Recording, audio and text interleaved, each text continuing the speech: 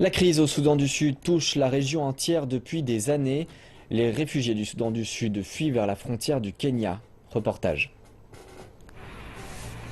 Ce camion vient de Nadapal, à la frontière du Kenya et du Soudan du Sud.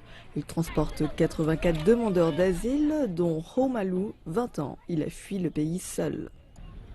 Mes proches et moi, nous nous sommes rendus dans le camp des Nations Unies pour des raisons de sécurité. Lorsque je me suis aperçu que les combats ne cessaient pas, j'ai commencé à partir de Juba. Mais quitter la ville alors que les conflits mortels sont en cours, ce n'est pas rien. Ho est terrifié. Je ne trouve pas de mots pour décrire ce qui se passe. Il y a des corps partout. Les personnes dans les transports publics se font tuer.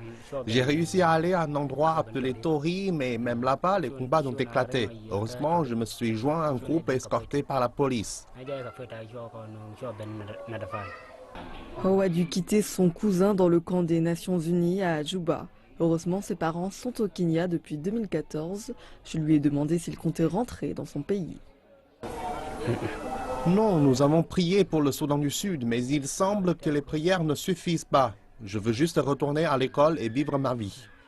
C'était très difficile pour Ho de voyager, mais c'est encore plus dangereux pour les femmes et les enfants. Nous n'avions pas d'escorte. Nous devons nous cacher dans les buissons chaque fois qu'on entendait des pas.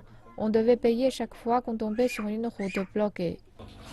Elle a quitté sa mère et son mari à Juba, mais pas par choix. Elle a peur pour leur vie.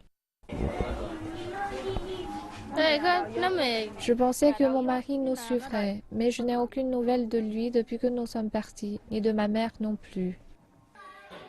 Selon les Nations Unies, chaque semaine, près de 100 Soudanais du Sud arrivent au camp Kakuma. Ceux à qui j'ai parlé m'ont dit qu'il n'y avait plus de paix au Soudan du Sud. Le nombre de demandeurs d'asile ne fera qu'augmenter avec le temps.